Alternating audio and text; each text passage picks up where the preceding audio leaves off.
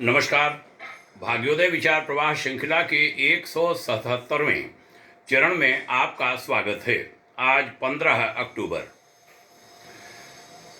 हम इस श्रृंखला के अंतर्गत विभिन्न ज्वलंत मुद्दे तो लेते ही हैं, साथ ही कुछ जो अति विशिष्ट प्रतिभाएं हैं उनके प्रसंग भी लेते हैं। बीते सप्ताह इस रविवासरीय चर्चा में हमने अद्भुत प्रधानमंत्री श्री लाल बहादुर शास्त्री जी पर चर्चा की थी।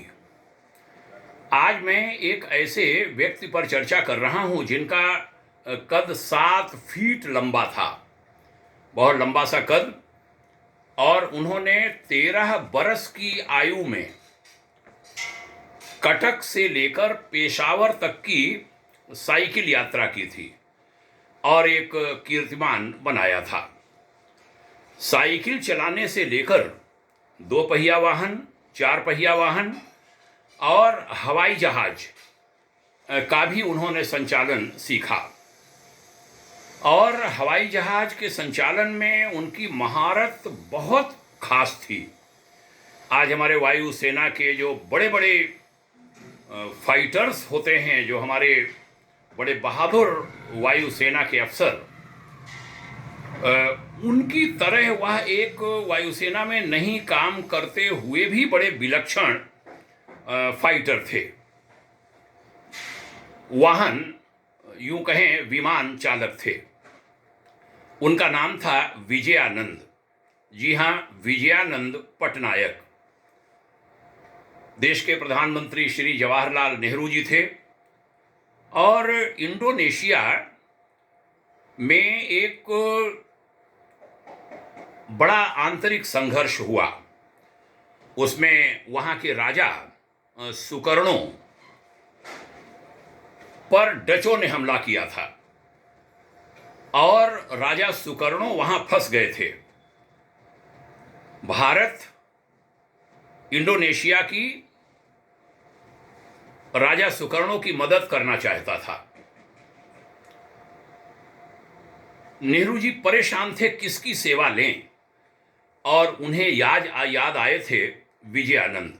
7 फीट लंबे कद के, छरहरे बदन के, सुंदर सी पर्सनालिटी। उन्होंने याद किया, उनको हेलीकॉप्टर दिया गया, और डचों से पूरे आक्रांत इंडोनेशिया में भारत से जाकर उतरकर विजयानंद पटनायक ने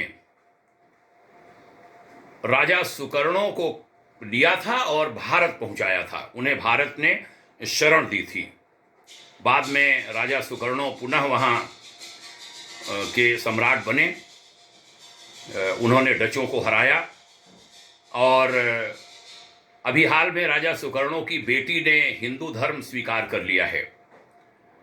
सनातन संस्कृति से प्रभावित है। पूरा इंडोनेशिया जो एक मुस्लिम राष्ट्र है, वह सनातनी बनता चला जा रहा है।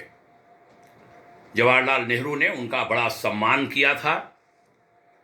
फिर एक समय वह आया था जब कश्मीर में 1947 में पाकिस्तान की मदद से कबाइलियों ने, और पाकिस्तानी कबाइली कहेंगे, उन्होंने अटैक किया। उस समय भी बहुत खराब हालत थी वहाँ। जनवरी 1948 की ये बात है। भारत के श्रीनगर में सड़कों, हवाई अड्डों को कब्जा कर चुके थे पाकिस्तानी, और उनके बीच दिल्ली से वायुसेना के जवानों को भेजना था, और बहुत एक कुशल विमान चालक की सेवा उसमें चाहिए थी।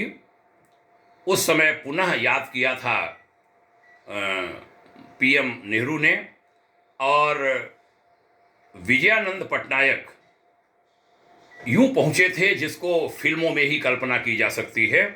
सैनिकों को लेकर पहुंचे, वहां अपने सैनिक उतारे, और फिर बाजी पलट गई थी और पाक वहां से उल्टे कदम भागा था। ऐसे विजयानंद पटनायक बाद में बीजू पटनायक के नाम से जाने गए। उड़ीसा के मुख्यमंत्री रहे। उनके बेटे इन दिनों श्री नवीन पटनायक उड़ीसा प्रांत के सीएम हैं। बाद में बीजू को इंडोनेशिया के सर्वोच्च नागरिक सम्मान से सम्मानित किया गया था। कहते हैं वहाँ के बच्चे उनकी कहानियाँ पढ़ते हैं, सुनते हैं। इंडोनेशिया के हीरो हैं भारत के श्री बीजू पटनायक, श्री विजयानंद पटनायक। उनका निधन 1996 में हुआ। अपनी बहन के साथ वो नाश्ते पर बैठे थे और अटैक हुआ था। भारत और इंडोनेशिया तथा रूस के राष्ट्रीय ध्वज बीजू पटनायक के निधन पर झुकाए गए थे। तीनों देशों ने शोक मनाया था। ऐसा शायद ही कोई प्रधानमंत्री, राष्ट्रपति के अलावा कोई भी नेता हो भारत का जिसको यह सम्मान मिला था। श्री नेहरू की निकटता उन्हें कांग्रेस में ले आई थी। 1946 से 1960 तक वह उड़ीसा में विधायक रहे। 1960 में सीएम बन गए। 1967 में उड़ीसा में एक सभा हो रही थी। उस समय उन्होंने प्रधानमंत्री इंदिरा गांधी के बारे में कुछ ऐसा कह दिया था कि इंदिरा जी बहुत नाराज हो गई थी। कहते हैं शब्द बिगाड़ देते हैं संबंधों को, और इंदिरा जी ने उन्हें जेल भिजवा दिया था। उसके बाद वह कई बार एमपी बने। 1989 में श्री विश्वनाथ प्रताप सिंह को उन्होंने भारत का प्रधानमंत्री बनवाने में बड़ी महत्वपूर्ण भूमिका निभाई थी। 1990 में वह पुनः सीएम बने उड़ीसा के। ऐसे अद्भुत बीजू पटनायक के बारे में हमारा मन किया कि आज मैं भाग्योदय विचार प्रवाह श्रृंखला के तहत चर्चा करूं। भावपूर्ण श्रद्धांजलि ऐसे अद्भुत फाइटर को, एक विमान चालक को, देश के राजनेता को, भारत के उड़ीसा के पूर्व मुख्यमंत्री को। कुछ जीवन की घटनाएं दृष्टांत प्रेरणा देते हैं लोगों को। मैंने सोचा इसे उद्धृत करूं। आपने सुना, इसके लिए धन्यवाद। यह हमारी साप्ताहिक चर्चा है।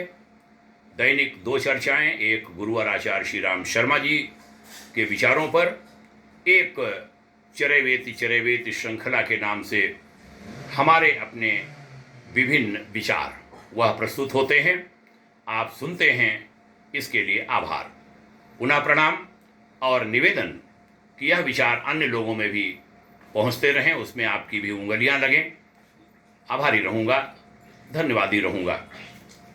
जय हिंद, शुभकामना। ओम शांति।